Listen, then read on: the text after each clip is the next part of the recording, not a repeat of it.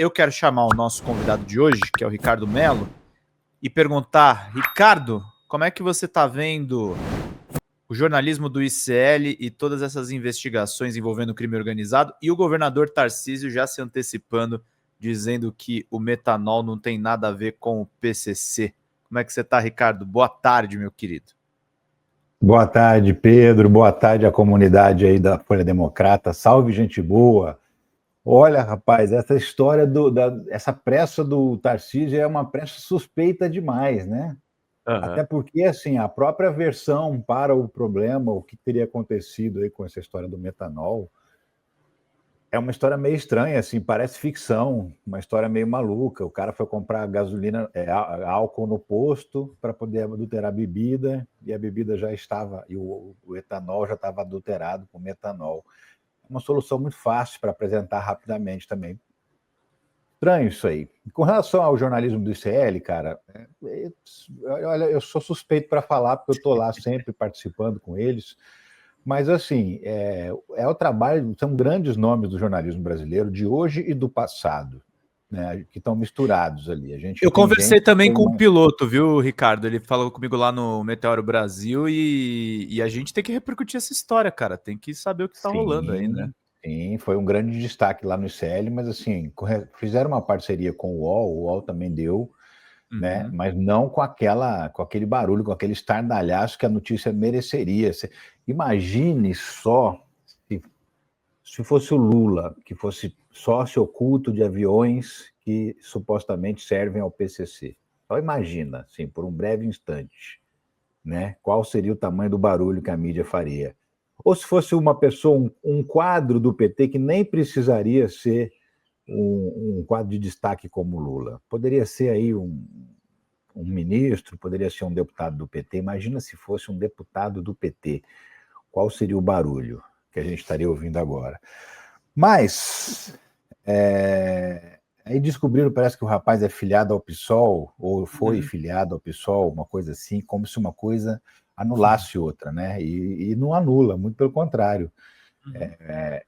Até a forma como ele conta que fez com que ele decidisse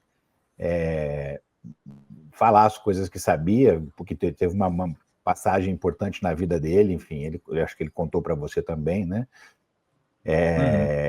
Isso não muda nada, simplesmente é alguém que resolveu fazer o certo e contar o que sabe, e a gente sabe que essa história de que o Beto Louco está falando em delatar já é um aviso também, né, que eles mandam a quem é o possível delatado. Me socorre aqui, senão eu abro o bico, né? É mais ou menos o que eles estão dizendo nesse momento aí, e usou muito bem um veículo de comunicação, que é o Metrópole, para avisar. Quem sabe, porque também tem a suspeita, né? Quem sabe nós não estamos falando do Ciro Nogueira aí, porque foi também o ponto de acusação do piloto, né? O próprio Beto Louco teria levado dinheiro em mãos, segundo a afirmação do piloto.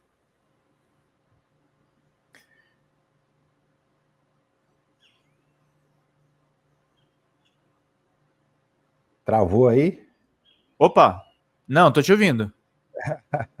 Não, que você parou, eu terminei de responder e eu não vi você falar nada, eu falei, não travei não, acho que foi um negócio aqui que me passou. Agradecer a Dulciane Ferreira.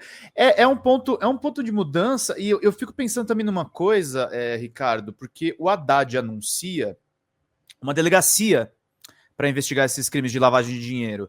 E eu tava falando até com alguns colegas e tal, e eu tô um pouco assim, eu torço para que isso tudo seja investigado, tirado a limpo.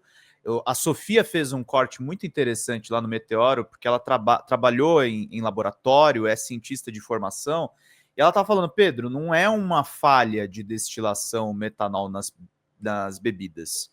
De fato foi colocado, e a polícia cada vez mais se convence que foi uma coisa deliberada. E eu acho, Ricardo, que assim, conforme a gente for chafurdando nesse negócio, o negócio vai ficar feio. E se esse tal de Beto Louco delatar, e ainda tem o tal do outro Mohamed, que também o piloto contou essa história dessa figura, os dois por trás da TAP, eu acho que a história tem todas as condições assim primeiro, de desbaratar um esquema enorme, e dois, de matar a candidatura do Tarcísio de Freitas até para o governo de São Paulo, né? Sim, sim, sem dúvida nenhuma. Se tiver uma ligação mais evidente do Centrão com esse crime, com esses criminosos especificamente, essas figuras são Ó, a Neide apontadas tá como perguntando integrantes aqui, do PCC. rapidamente, só antes de você responder, esse piloto tá muito tranquilo em relação à segurança dele, ou a impressão minha? Não, Neide, eu tô conversando com ele, ele tá mega preocupado, tá? Não tem nada de tranquilidade, não. Ele tem escolhido a dedo, inclusive, aonde falar, porque é muito delicada a situação dele. E aí é uma situação assim que a visibilidade, a exposição da história é uma das circunstâncias que geram um pouco de segurança para ele, porque nesse momento ele está bastante vulnerável. Foi uma acusação muito séria e que envolve gente muito graúda, tanto na política quanto no crime organizado, gente grande, né? Gente poderosa, gente que tem poder de movimentar muita coisa. Então, assim, com certeza, quando eu vi a denúncia, inicialmente, quando ele mostrou o rosto, eu já me preocupei imediatamente com isso, com essa questão. Porque ele tinha falado antes, sem mostrar o rosto, que ele ainda não estava seguro o suficiente, e depois ele próprio pediu para fazer a entrevista de cara limpa, porque o que ele tinha para afirmar, ele tinha tranquilidade, serenidade para fazer as afirmações que estava fazendo, então ele não queria mais esconder o rosto, até por uma questão de proteção também. Né? Então, assim, às vezes essa exposição, eu não esqueci o nome de quem perguntou, mas é a Neide, né? Neide, às vezes a exposição do caso é justamente o que gera alguma proteção. Isso. E porque o nome dele fica conhecido, se fica na questão da denúncia anônima, para pagar o cara. Exatamente. A polícia e os alvos já sabem quem é.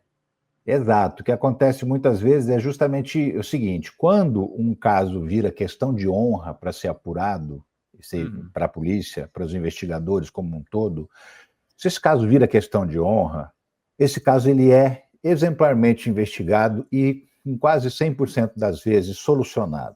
Mas para esse caso virar questão de honra, tem que ter alguma coisa aí. Muitas vezes a repercussão de um crime faz com que ele se torne questão de honra para a polícia investigar. Então, você imagina, o rapaz está conhecido, todo mundo conhece o nome, conhece o rosto dele.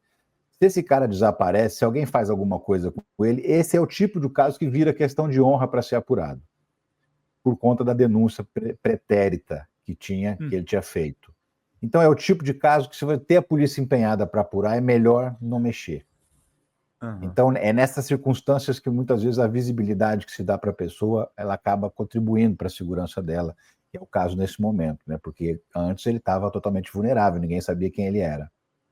Fala, pessoal da Folha Democrata, aqui é Pedro Zambarda, editor do canal, falar um pouquinho a respeito da necessidade de vocês financiarem a Folha Democrata, gente. A Folha Democrata é financiada através de um Pix chamado Folha Democrata, é o endereço do Pix, né? folhademocrata@gmail.com. Nós precisamos do nosso jornalismo financiado por vocês que são do nosso público, porque nós passamos vários perrengues aqui com o YouTube, vocês sabem muito bem. E mesmo assim, graças a essa comunidade muito unida, a gente conseguiu fazer lives históricas, acompanhar praticamente ao vivo a campanha do Guilherme Boulos, trazer informações exclusivas a respeito de Gustavo Gayer, de Olavo de Carvalho, de todos os bolsonaristas, combater as fake news e tudo o que a gente acompanha.